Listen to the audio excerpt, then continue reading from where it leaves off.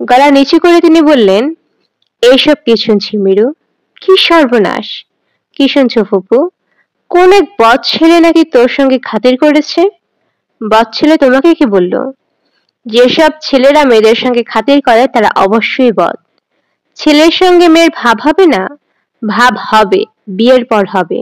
বিয়ের আগে কিসের ভাব? যা শুনছি তা কি সত্যি? হুম। কি সর্বনাশ! তুই তওবা কর। তওবা করার মতো কোনো পাপ আমি করিনি ফুপু।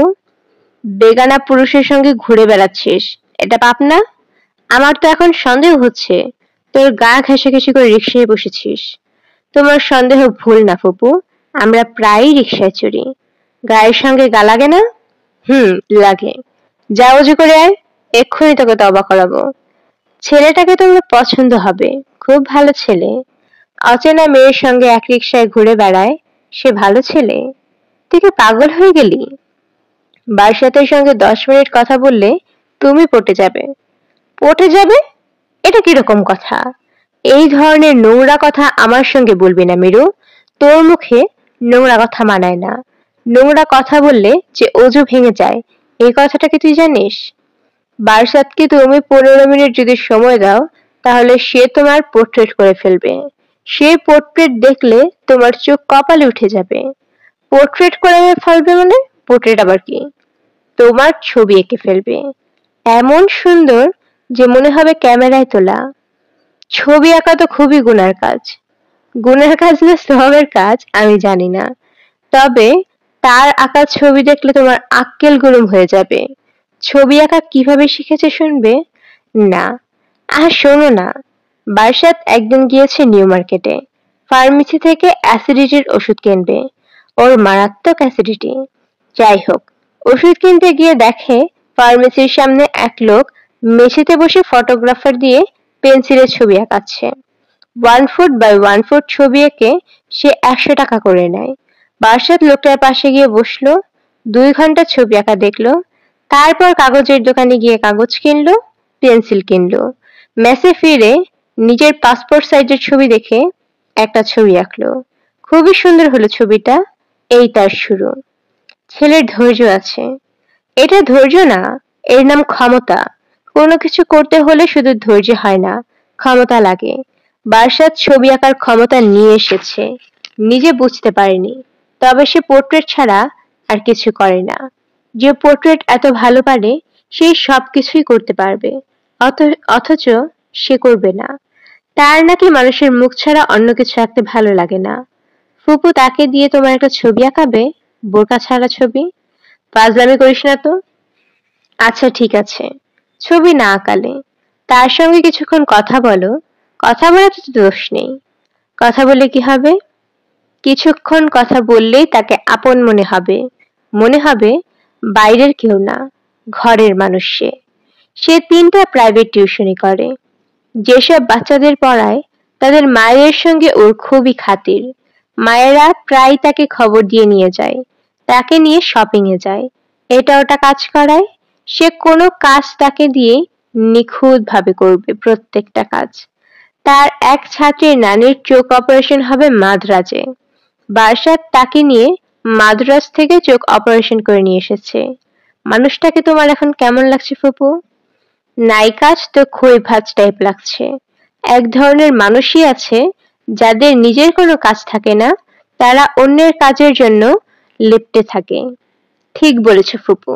বিয়ের পর আমি ওর এই অভ্যাস ঠিক করাবো। বিয়ে মানে? বিয়ের কথা আসছে কেন? তুই কি এই গাধাটাকে বিয়ে করবি ভাবছিস? হুম। হুম মানে? হুম মানে ইয়েস। আমি ওই লোকটাকে কাজের অফিসে বিয়ে করব। আমি তোর বিয়ে ঠিক করে ফেলেছি। ছেলের নাম জাহাঙ্গীর, হিরোর টুকরো ছেলে। তুই কাজী অফিসে কেন বিয়ে করবি? কাজী অফিসে বিয়ে করব কারণ আমি জাহাঙ্গীর সাহেবকে বিয়ে করছি না, অন্য একজনকে বিয়ে করছি। হীরা আমার পছন্দ না, আমার পছন্দ হলো রেল লাইনের পাথর। মীরা, তুই বুঝতে পারছিস না, এরকম কিছু করলে কিন্তু বাসায় গজব হয়ে যাবে। গজব যাতে না হয় সেই চেষ্টা তুমি চালাবে। তুমি কাজ করবে আমার হয়ে, তুমি হবে আমার স্প্রাই। ঘরের শত্রু বিভীষণ। আমি তোর হয়ে কাজ করতে যাব কেন? কারণ তুমি আমার অতি আদরের ফুপু। আমি তোমাকে অনেক পছন্দ করি, তুমিও আমাকে পছন্দ করো। ফুপু দেখো তো, বিয়ের দিন আমি এই শাড়িটা পরবো, ঠিক আছে না? মোটেই ঠিক নেই। বিয়ের দিন সাদা শাড়ি কেউ পরে? সাদা হলো বিধবাদের রং। পশ্চিম দেশের সব মেয়েরা বিয়েতে সাদা পোশাক পরে। তাছাড়া শাড়িটা পুরোপুরি সাদাও না, মাঝে লাল সবুজের খেলা আছে। তুমি তো পশ্চিমা মেয়ে না, তুমি বাঙালি মেয়ে। তুমি বিয়ের দিন পরবে টকটকে লাল শাড়ি। তুমি পাগল হয়েছো? লাল শাড়ি পরে আমি কাজের অফিসে যাব?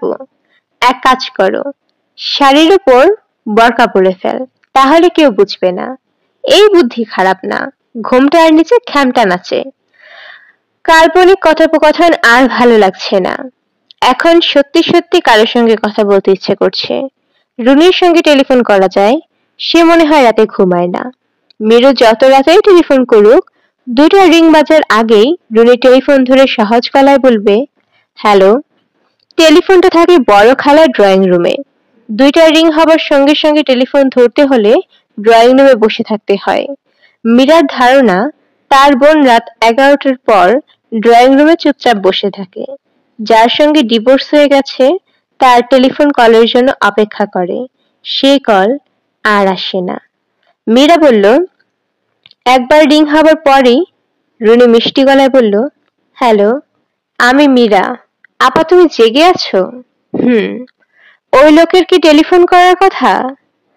কারোর টেলিফোন করার কথা না, ঘুম আসছে না বলে জেগে আছি। তুই জেগে আছিস কেন? আমি জেগে আছি কেন তা তোমাকে বলতে পারি, কিন্তু তুমি সঙ্গে সঙ্গে সেটা চারিদিকে রাষ্ট্র করে দেবে। আমার তাতে অসুবিধা আছে। মীরা বাসার খবর কি? বাসার খবর ভালো। বাবা আমাকে ত্যায্য কন্যা করেছেন, এটা কি সত্যি? হ্যাঁ সত্যি। তার মানে আমি আমার বাবার বিষয় সম্পত্তি কিছুই পাবো না? না। তুই এত সহজভাবে বলে ফেলতে পারলি? তোর একটু খারাপ লাগলো না? খুট করে শব্দ হলো। মেরুর বাবা দরজা খুলছেন। মেরু চট করে টেলিফোন রেখে দিল। বাবা যদি দেখেন সে টেলিফোনে কথা বলছে, তাহলে গজব হয়ে যাবে। মেরু তাকালো ঘড়ির দিকে। 4:21 বাজে। ফজরের নামাজের সময় হয়ে গেছে। আফজল সাহেব বাথরুমে যাবেন, অজু করবেন, ফজরের নামাজ শেষ করে সূরা আর রহমান পড়বেন, তারপর আবার ঘুমোতে চলে যাবেন। ঘুমোতে যাওয়ার আগে 1 কাপ আদা চা খাবেন, একটা টোস্ট বিস্কিট খাবেন। এই চা তাকে বানিয়ে দেবেন মিরুর মা জায়েদা বানু। আজ আফজল সাহেবের চা হবে না, কারণ জায়েদা বানু বাসায় নেই। তিনি ফুলবাড়িয়াতে গেছেন, তার এক চাচাতো বোনের বিয়ে। বিয়ে সেরে ফিরতে ফিরতে আরো 2-1 দিন লাগবে। মিরু ঠিক করলো সে যখনই জেগে আছে তখন আর বাবার রুটিনের ব্যতিক্রম করা যাবে না। সে নিজেই 1 কাপ চা বানিয়ে দেবে। বাবা নিশ্চয়ই অবাক হবেন, খানিকটা খুশিও হবেন, তবে তিনি তা প্রকাশ করবেন না। এমন একটা ভাব ধরবেন যেমন এরকমই হবার কথা। মেয়ে তাকে চা বানিয়ে দিচ্ছে, এতে তো খুশি হবার কিছু নেই। এটা মেয়ের দায়িত্বের মধ্যেই পড়েছে। তিনি একবার জিজ্ঞেসও করবেন না এত ভোরে তার মেয়ে জেগে আছে কেন, তার কি কোনো সমস্যা হয়েছে কিনা। মিরু চায়ের পানি গরম করেছে। সে একটা জিনিস বুঝতে পারছে না, তার বাবা চাটা কখন খান, সূরা আর রহমান পড়ার আগে না পরে? রান্নাঘরে শব্দ করে কে? বাবার গলা। গলাটা যেন কেমন অন্যরকম, অসুস্থ মানুষের চিকন গলা। দীর্ঘ বাক্য শেষ করার ক্ষমতা এবং দম কোনোটিই যেন নেই। মিরু বলল, বাবা আমি। চা খাবে? চা বানিয়ে আনি? আফজাল সাহেব হাঁপানি রোগীদের মতো হাঁপাতে হাঁপাতে বললেন, মা একটু এদিকে আয়। মিরু বাবার শোবার ঘরে ঢুকে হতভম্ব হয়ে গেল। বাবা জায়নামাজে আড়াআড়ি ভাবে শুয়ে আছেন। তার মুখ দিয়ে ফেনার মতো কি যেন বের হচ্ছে। ডান হাত দিয়ে একটু পর পর কেঁপে কেঁপে উঠছেন। মিরু হতভম্ব হয়ে বলল, কি হয়েছে বাবা? আফজাল সাহেব থমথমে গলায় বললেন, মারা যাচ্ছি গো মা, মারা যাচ্ছি। বুকে ব্যথা, বুকে প্রচন্ড ব্যথা। তিনি কথা শেষ করতে পারলেন না, গোঙাতে লাগলেন। মিরু এখন কি করবে? জিতু মিয়া ছাড়া বাসায় আর কোনো পুরুষ মানুষ নেই। একতলায় বাড়িওয়ালা থাকেন, তারা দল বেঁধে আজমির শরীফ গেছেন। বাড়িওয়ালার এক ভাগ্নেকে রেখে গেছেন বাড়ি পাহারা দেবার জন্য। সেই ভাগ্নে আধ পাগল। সারাদিন বারান্দায় মাথা নিচু করে বসে থাকে, মেঝের দিকে তাকিয়ে ফিক ফিক করে হাসে। মিরু দৌড়ে টেলিফোনের রিসিভার কানে নিল। ডায়াল টোন নেই। একটু আগে সে কথা বলেছে, এখন আর ডায়াল টোন নেই। এর মানে কি? মিরু টেলিফোন রেখে বাবার কাছে গেল। আফজাল সাহেব বড় বড় নিঃশ্বাস নিচ্ছেন। মিরু বলল, বাবা খুব খারাপ লাগছে? তিনি জবাব দিলেন না। মিরু বাবাকে ফেলে রেখে আবার টেলিফোনের কাছে গেল। এমন তো হতে পারে হঠাৎ টেলিফোন ঠিক হয়ে গেছে। যে টেলিফোন কোনো কারণ ছাড়াই হঠাৎ নষ্ট হয়, সে টেলিফোন কোনো কারণ ছাড়াই হঠাৎ ঠিকও হতে পারে। মিরু ছুটে গিয়ে টেলিফোনের রিসিভার কানে দিল। পো পো শব্দ হবার বদলে কেমন যেন ঝড় তুফানের শব্দ হচ্ছে। শো শো আওয়াজ, বৃষ্টির শব্দ। মিরু অনেকক্ষণ বুঝতেই পারল না যে বৃষ্টি বাদলার শব্দ টেলিফোন রিসিভার থেকে আসছে না, বাইরে ঝড় বৃষ্টি হচ্ছে সেই শব্দ। শ্রাবণ মাস, বৃষ্টি বাদলারই সময়। বার্ষাত আনন্দ মাখা গলায় বলল, বৃষ্টি দেখেছেন কেমন ঝুমঝুমাতে নেমেছে? শ্রাবণ মাসে টিপ টিপ বৃষ্টি হয়, ঝুম বৃষ্টি হয় না। আবহাওয়া আসলেই বলে যাচ্ছে ওজোন স্ফিয়ার ফুটো হয়ে গেছে। বার্ষাত জানালা দিয়ে আকাশের দিকে তাকালো। ফুটো হওয়া ওজোন স্ফিয়ার দেখার জন্য কিনা কে জানে। তার ভাবভঙ্গি দেখে মনে হচ্ছে সে ফুটো দেখতে পাচ্ছে। নীলুফার কৌতূহলী হয়ে বার্ষাতকে দেখছে। মানুষটার আনন্দ আনন্দ ভাব তার কাছে খুবই অদ্ভুত লাগছে। আজ বার্ষাতের বিয়ের দিন। আনন্দ ভাব থাকাটা খুবই স্বাভাবিক, কিন্তু বিয়ের কনের দেখা নেই। 11টার মধ্যে মেয়ে আসার কথা, এখন বাজছে 1টা। নীলুফারের মনে হচ্ছে কনের দেখা শেষ পর্যন্ত পাওয়া যাবে না, অথচ বার্ষাতের মধ্যে এ নিয়ে কোনো রকম টেনশন দেখা যাচ্ছে না, বরং তাকে আনন্দিত মনে হচ্ছে। এ আনন্দ নিশ্চয়ই লোক দেখানো আনন্দ, ফেক হ্যাপিনেস। বার্ষাত বলল, বৃষ্টির ফোঁটার সাইজ ম্যাক্সিমাম কত বড় হতে পারে জানেন ভাবি? নীলুফার না সূচক মাথা নাড়ল।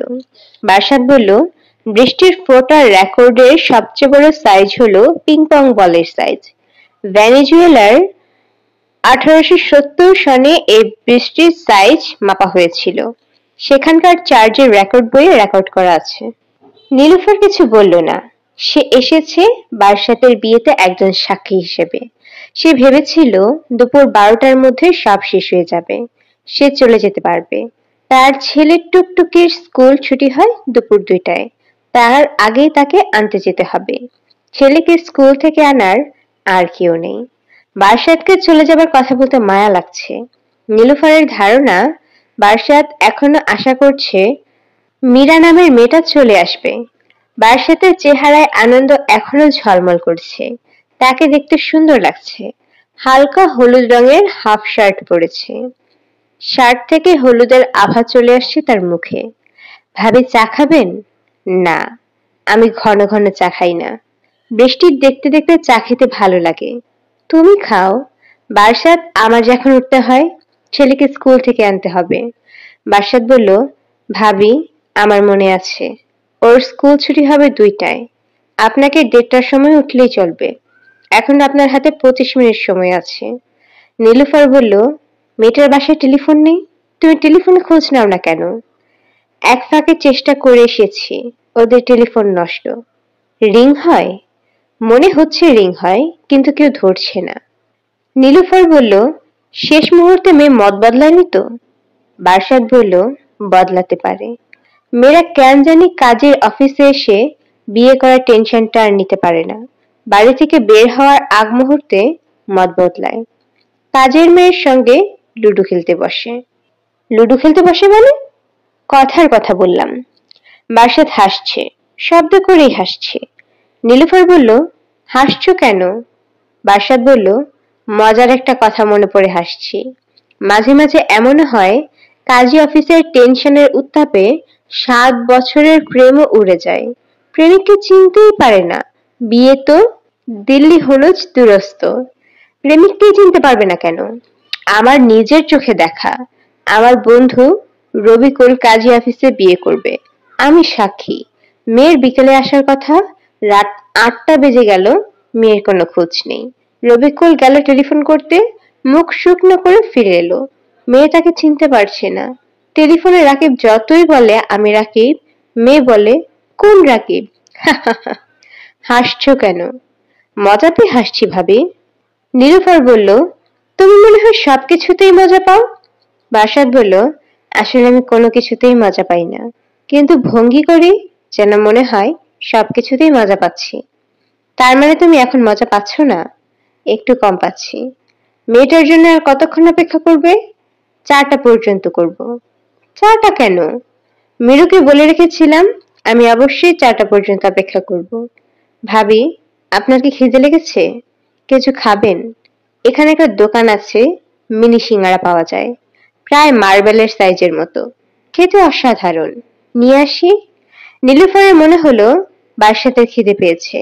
টেনশনে সে হয়তো সকালে নাস্তাই করেনি। মিনি সিঙ্গারা খাওয়ার কোনো ইচ্ছাই নীলুফারের করছে না। বাসাতের কথা ভাবে সে বলল, চট করে নিয়ে আসো। বাসাত সিঙ্গারা আনতে পারলো না। আজ সিঙ্গারা বানানোর কারিগর আসেনি। বাসাত ফিরল কাক ভেজা হয়ে। নীলুফার বলল, এ কি অবস্থা? এমন করে ভিজলে কি করে? ইচ্ছে করেই ভিজলাম ভাবি।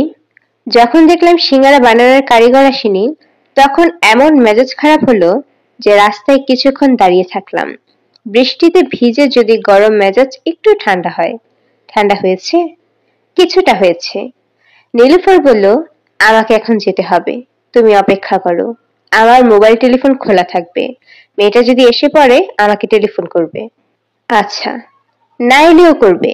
কি হয়েছে পুরোপুরি না জানা পর্যন্ত আমার অস্থির ভাব যাবে না। ভাবি, 4টার পর নিউজ বুলেটিন প্রচার করা হবে। নীলুফার বলল, তোমাকে আমি এখন ছোট্ট একটা উপদেশ দিতে চাই। দেব? দিন। ঠান্ডায় তোমার গা কাঁপছে। তোমাকে দেখেই মনে হচ্ছে তোমার জ্বর আসবে। 4টা পর্যন্ত অপেক্ষা করার দরকার নেই। তুমি চলে যাও। কাজী সাহেবকে বলে যাও, অঞ্জিরা নামের মেয়েটা এলে যেন তোমাকে সঙ্গে সঙ্গে খবর দেওয়া হয়।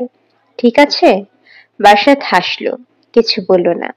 নীলুফার বলল, বাসায় যেতে না চাও এখানেই থাকো, অপেক্ষা করো। একটা টাওয়াল জোগাড় করে মাথাটা মোছার ব্যবস্থা করো। বাসাত আবারও হাসলো। তার মাথায় অন্য পরিকল্পনা খেলা করছে।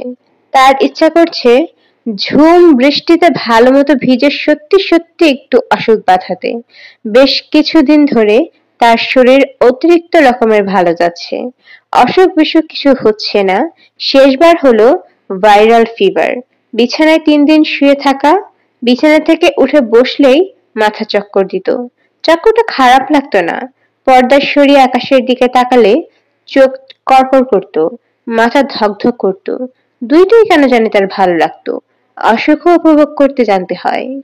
বারাসাত বৃষ্টির মধ্যে দাঁড়ালো। ভেজার উদ্দেশ্যে বৃষ্টি নামলেই বৃষ্টি কেন জানি কমে যায়। বারাসাত ফুটপাতে দাঁড়িয়ে আছে। বৃষ্টি অনেকখানি কমে গেছে। তারপরও যা আছে খারাপ না। এই বৃষ্টি ঘন্টা 2 শরীরে মাখতে পারলে অসুখ অবশ্যই হবে। ডাবল নিউমোনিয়া বাঁধিয়ে ফেলা যেতে পারে। ঘোর ঘোর ভাব নিয়ে বিছানায় পড়ে থাকাটা খারাপ কি? বৃষ্টিতে ভেজার জন্য বারাসাত মোটামুটি একটা ভালো জায়গা পেয়েছে। রাস্তা থেকে চট করে তাকে দেখা যাবে না। সে রাস্তার লোকজন ঠিকই দেখতে পাবে। রাস্তার সব লোক তাকে দেখার দরকার নেই। মিরুকে দেখতে পেলেই চলবে। আচ্ছা, মিরু যখন দেখবে সে হাসি হাসি মুখে বৃষ্টিতে ভিজছে, তখন কি করবে? রিক্সা থেকে নেমে বিরক্তিটা কপালে ভাঁজ ফেলে দেবে। তুমি বৃষ্টিতে ভিজছো কেন? বাসাত বলবে, এই বছর বৃষ্টিতে ভেজা হয়নি, কাজেই ভাবলাম আজ কাজটা শেষ করে ফেলি। শুভ দিনে বৃষ্টিতে ভেজে যাক। কাজের কোটা শেষ করে রাখি। আজ শুভ দিন নাকি? আরে, আজ আমাদের বিয়ের দিন। আজ শুভ দিন না? রিক্সা ভাড়া দিয়ে চলো, দুজনে মিলেই ভিজি। তুমি পাগল হতে পারো, আমি তো পাগল না। দুনিয়ার মানুষের সামনে ফুটপাতে দাঁড়িয়ে ভিজবো? লোকজন তাকিয়ে দেখবে শাড়িটা কতটা গায়ের সঙ্গে লেগেছে। তাহলে তুমি বৃষ্টিতে ভিজবে না? না, শাড়ি গায়ের সঙ্গে লেগে যাবে এই ভয়ে বৃষ্টি ভেজার আনন্দ থেকে নিজেকে বঞ্চিত করবে? উফ, চুপ করো তো। রবীন্দ্রনাথের ওই গানের লাইনটা তুমি মনে করলে কিন্তু শাড়ির ভেজার কথা আর তোমার মাথায় আসবে না। দুহাত তুলে ঘুরে ঘুরে বৃষ্টিতে ভিজতে ইচ্ছে করবে। কোন গান? এসো কর স্নান নবধারা জলে, এসো নিপবনে ছায়া বিথি তলে। বাসাত শোনো, তুমি অনেকদিন আমার সঙ্গে আছো ঠিকই, কিন্তু তুমি আমাকে সে অর্থে চেনো না। আমার মধ্যে প্রকৃতি প্রেম নেই। বৃষ্টি দেখলেই আমার ভিজতে ইচ্ছা করে না। রেগে যাচ্ছ কেন? রাখছি না। তোমার নায়ক টাইপ কথা শুনে বিরক্ত হচ্ছি। তুমি কি জানো তুমি মানুষকে খুবই বিরক্ত করতে পারো? জানি। বৃষ্টিতে ভেজার এই ঢংটা না করে তুমি দয়া করে রিক্সায় উঠবে? তোমার সঙ্গে? হ্যাঁ, আমার সঙ্গে। তোমার নতুন শাড়ি ভিজে যাবে তো। ভিজুক, তুমি উঠে এসো। এখন উঠতে পারবো না। ছোট্ট একটা কাজ আছে। কাজটা শেষ করে উঠতে হবে। কি কাজ? নীলুফার নামের একটি মেয়েকে নিউজ বুলেটিন পাঠাতে হবে। তার মোবাইলে টেলিফোন করে জানাতে হবে যে তুমি এসেছো। বিয়েটা শেষ পর্যন্ত হচ্ছে। হাসছো কেন? হাসছি কারণ আমি আসিনি। আমাদের বিয়ে হচ্ছে না। আমার রিক্সায় করে চলে আসার ব্যাপারটা পুরো তোমার কল্পনা। শুধু যে আমার ব্যাপারটাই কল্পনা তা না, বৃষ্টির ব্যাপারটাও কল্পনা। তাই নাকি? হ্যাঁ। বৃষ্টি অনেকক্ষণ থেমে গেছে। আকাশে মেঘ কেটে গিয়ে রোদ উঠেছে। তুমি এখন একটু ডান দিকে সরে দাঁড়াও, তাহলে তোমার গালে রোদ পড়বে। মিরু, তোমার হাতে কি ঘড়ি আছে? না, আমার হাতে ঘড়ি নেই। আমি কল্পনার মিরু। কল্পনার মিরুর হাতে ঘড়ি পড়ে না, বাস্তবের মিরু পড়ে। ঘড়ি দিয়ে কি হবে? চাটা বাজছে কিনা তাই দেখতে যাচ্ছি। তোমার নিজের হাতে ঘড়ি আছে? ঘড়িটা দেখে সময় জেনে নাও। আমার ধারণা 4টার বেশি বাজে। বারাসাত ঘড়ি দেখলো 4টা 25 বাজে। মিরুর জন্য আর অপেক্ষা করার দরকার নেই। এখন চলে যাওয়া যেতে পারে। একটা টেলিফোন নীলুফার ভাবিকে করতে হবে। উনি নিশ্চয়ই টেলিফোনের জন্য অপেক্ষা করে আছে। হ্যালো ভাবি? হ্যাঁ। মিরু আসেনি। I am sorry to hear that. তুমি কোথায়? আমি এখন কাজী অফিসের আশেপাশে। টেলিফোন শেষ করেই রওনা দিব। কোথায় রওনা দিবে? আমার দুঃসম্পর্কের এক মামার বাগান বাড়িতে 48 ঘন্টা কাটানোর অনুমতি নিয়েছিলাম, ওইখানে যাব। বাগান বাড়িটা কোথায়? কালিয়াকৈরের কাছে। আমি একটা সাজেশন দিই? দিন। একা একা কালিয়াকৈর যাওয়ার কোনো মানে হয় না। আজ কোথাও যাবার দরকার নেই। ঢাকাতেই থাকো। মিরু মেয়েটার বাসায় যাও, খোঁজ নাও তার কি হয়েছে। তার কিছু হয়নি, সে ভালো আছে। সে আমাকে মাথা থেকে ঝেড়ে ফেলেছে। এখন তার বাসায় গেলে দেখবো সে তার মার সঙ্গে সাপ লুডো খেলছে। উল্টোটাও হতে পারে, সে হয়তো কোনো সমস্যায় পড়েছে। তুমি আজ বাগান বাড়িতে যাবার আইডিয়া বাদ দাও। বাদ দিতে পারবো না। আমাকে আজ যেতেই হবে। সেখানে 3জন বেহালা বাদক ঠিক করা আছে। তারা আজ দুপুর থেকেই বসে আছে। তোমার শরীর ঠিক আছে তো? তোমার কথাবার্তা কেমন যেন জড়ানো মনে হচ্ছে। শরীর ঠিক আছে। কালিয়াকৈর যাবার আগে কি আমার বাসায় আসা যাবে? 1 কাপ চা খেয়ে যাবে? চেষ্টা করব। চেষ্টা না, চলে এসো। তোমাকে ইন্টারেস্টিং কিছু কথা বলবো। তোমার কালিয়াকৈর যাওয়া আমি আটকাচ্ছি না। তুমি যাও, তবে যাবার আগে আমার এখানে 1 কাপ চা খেয়ে যাও। ভাবি, কটা বাজে বলতে পারবেন? আমার হাত ঘড়িটা কাজ করছে না।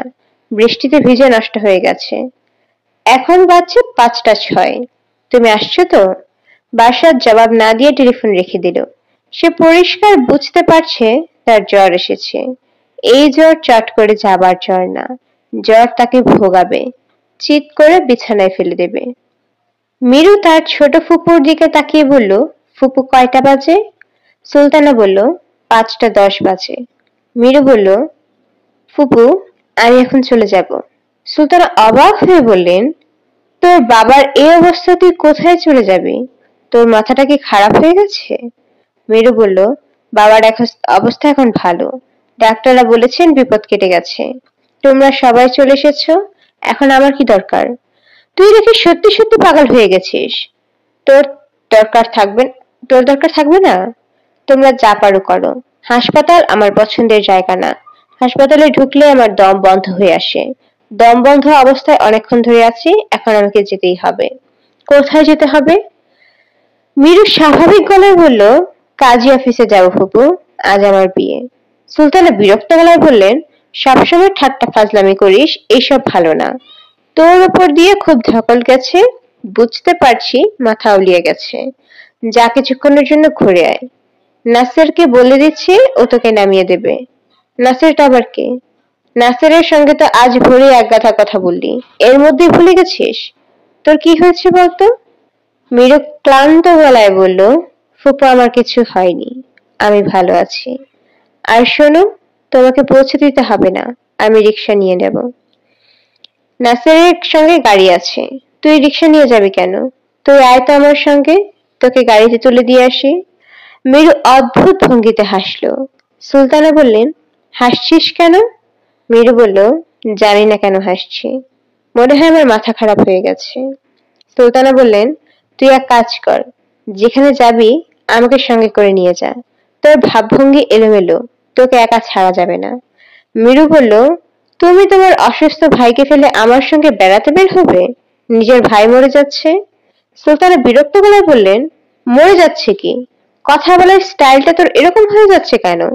তুই আমার চেয়ে ভালো জানিস যে ভাইজানের অবস্থা এখন ভালো, সব বিপদ কেটে গেছে। মীরা হাই তুলতে তুলতে বলল, ফুপু, বেশি করে চিনি দিয়ে আমাকে এক কাপ চা খাওয়াও, তারপর ডলে ডলে আমার মাথায় তেল দিয়ে দাও। সুলতান অবাক হয়ে মীরুর দিকে তাকালেন। মীরু ফিক করে হেসে দিয়ে বলল, তুমি কি ভাবছো আমার মাথা খারাপ হয়ে গেছে? তোমাকে হকচকিয়ে দেওয়ার জন্য হঠাৎ চায়ের কথা বলেছি। আমার অবশ্য চা খেতে ইচ্ছে করছে, মাথায় তেল দিতেও ইচ্ছে করছে। ফুপু, তুমি কি জানো এই পৃথিবীতে তোমার চেয়ে ভালো করে কেউ মাথায় তেল দিতে পারে না? তেল দেওয়ার পর চুলের গোছা ধরে তুমি যে টুকুস করে টান দাও, এক্কেবারে স্বর্গীয় টান। নাসিরকে বলে দিচ্ছি, ও তোকে ভালো কোনো রেস্টুরেন্টে চা খাইয়ে দেবে। মাথায় তেল দিয়ে দেবে না? সুলতানা হেসে ফেলল। মীরু এমন সব মজার মজার কথা বলে, না হেসে থাকা সম্ভব না। মীরু গম্ভীর গলায় বলল, আমি নাসের ফাসের কাউকে সঙ্গে নেব না। তোমার বরকাটা খুলে দাও, তুমি কি আমাকে দিতে পারবে? সুলতানা ধমক দেওয়ার ভঙ্গিতে বললেন, তাকালেন। মীরু বলল, আমার এখন এমন ভাবে যাওয়া উচিত যাতে আমাকে কেউ চিনতে না পারে। বোরকার অনেক উপকারিতা আছে। মীরু, বোরকা নিয়ে কোনো রসিকতা করবি না, এই রসিকতা আমার পছন্দ না। মীরু বলল, আচ্ছা যাও, তোমার এই মহান পোশাক নিয়ে আমি কোনো রসিকতা করব না, এখন বিদায় হচ্ছি। তোর বাবার সঙ্গে দেখা করে যা। মীরু অনিচ্ছা সত্ত্বেও ইন্টেন্সিভ কেয়ার ইউনিটের ভিতরে ঢুকলো, তার বাবার বিছানার সামনে দাঁড়ালো। আফজাল সাহেব ঘুমের ওষুধের কারণে সারাক্ষণই ঘুমাচ্ছেন। তারপরেও মীরু যখন বলল, বাবা আমি এখন যাচ্ছি, আফজাল সাহেব চোখ মেললেন এবং একটা হাত বাড়িয়ে দিলেন। হাত বাড়ানোর অর্থ হচ্ছে হাত ধরা। মীরু হাত ধরল না, সহজ স্বাভাবিক গলায় বলল, বাবা আমি যাচ্ছি, তুমি রেস্ট নাও। আফজাল সাহেব বললেন, আচ্ছা গোমা। মীরু বলল, তোমার দুশ্চিন্তার এখন আর কিছু নেই। ঢাকা শহরে আমাদের যত আত্মীয় স্বজন আছেন সবাই চলে এসেছে।